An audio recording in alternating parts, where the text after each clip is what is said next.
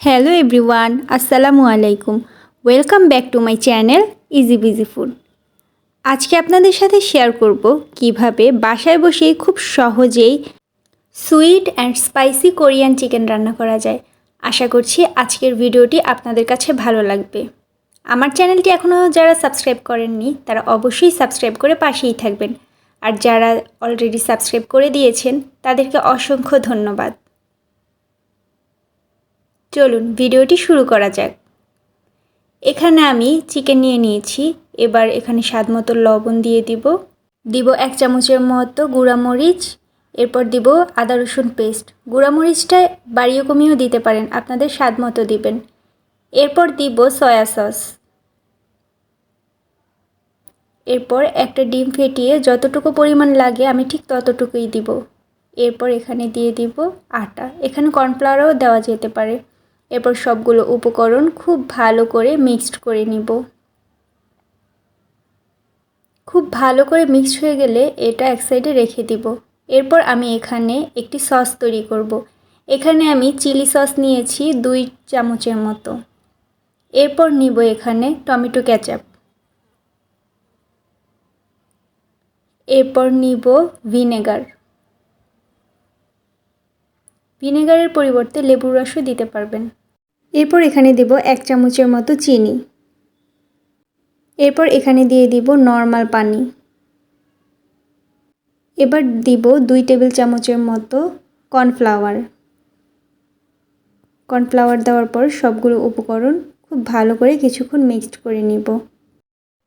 মিক্সচারটা যদি ঘন মনে হয় তাহলে এখানে আপনারা আরও কিছু পরিমাণ নর্মাল পানি ব্যবহার করতে পারেন। চিকেনটা বেশি স্পাইসি করার জন্য এখানে আরও কিছু পরিমাণ গুঁড়ামরিচ দিয়ে দিব। এরপর সবগুলো উপকরণ আরও কিছুক্ষণ মিক্সড করে নিব। আমার মিক্সচারটা এখানে ঘন মনে হচ্ছে, এর জন্য আমি এখানে আরও কিছু পরিমাণ নর্মাল পানি দিয়ে দিব। এবার সবগুলো উপকরণ আরও কিছুক্ষণ মিক্সড করে নিব। সবগুলো উপকরণ মিক্সড হয়ে গেলে আমি এটা এক সাইডে রেখে দিব। এরপর চিকেনগুলো ভাজতে যাব। এবার আমি একটি হাঁড়িতে কিছু পরিমাণ তেল দিয়ে দিয়েছি। তেলটা যখন গরম হয়ে গেছে তখন আমি একটা একটা করে চিকেনগুলো দিয়ে দিব কড়াইতে। এরপর এটা উল্টে উল্টে ভেজে নিব। চিকেনটা কিন্তু আমি 2টা প্রসেসে ভাজবো। 2টা প্রসেসে ভাজার ফলে চিকেনটা বাহির থেকে ক্রিস্পি হবে কিন্তু ভিতরে সফট থাকবে। এতে চিকেনটা খেতে অনেক বেশি ভালো লাগবে। এ পর্যায়ে আমি চিকেনগুলো তুলে একটি বাটিতে রেখে দিব। চিকেনটা ঠান্ডা হয়ে যাওয়ার পর এটা আমি আরও একবার ভেজে নিব।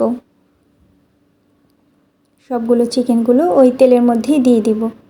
এ পর্যায়ে চিকেনগুলো আমি একটু ডিপ করে ভেজে নিব। এখন আমি চিকেনগুলো সব তুলে নিব।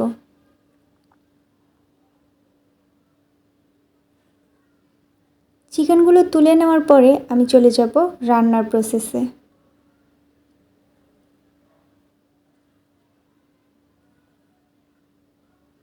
একটি হাঁড়িতে কিছু পরিমাণ তেল নিয়ে এতে আমি দিয়ে দিব রসুন কুচি। এরপর কিছুক্ষণ রসুন কুচিটা ভেজে নিব। কিছুক্ষণ ভেজে নেওয়ার পর এখানে দিয়ে দিব আমার তৈরি করা সেই সসটি। যতটুকু পরিমাণ লাগে আমি ঠিক ততটুকুই দিব। এ পর্যায়ে কিন্তু অনবরত নাড়তে হবে, নয়তো নিচে লেগে যাবে। সসটা দেওয়ার পর চিকেনটা একটু পরেই দিয়ে দেব। সস দেওয়ার পর চিকেনটা কিন্তু বেশিক্ষণ রান্না করা যাবে না, এতে চিকেনটা অনেক বেশি স্টিকি হয়ে যাবে। এ পর্যায়ে চিকেনগুলো দিয়ে দিব। এই চিকেনটা অবশ্যই বাসায় আপনারা একবার ট্রাই করবেন, দেখবেন বাসার সবাই খুব পছন্দ করবে। চিকেনটা সসের সাথে খুব ভালোভাবে মিক্সড হয়ে গেলে আমি চিকেনটা নামিয়ে ফেলব। এরপর রেস্টুরেন্টের লুকস আনার জন্য আমি উপরে একটু সাদা তিল ছিটিয়ে দিব। এই তো আমার সুইট অ্যান্ড স্পাইসি চিকেন রান্না একদম রেডি।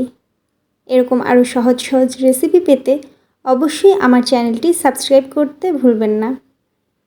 ধন্যবাদ এতক্ষণ সাথে থাকার জন্য।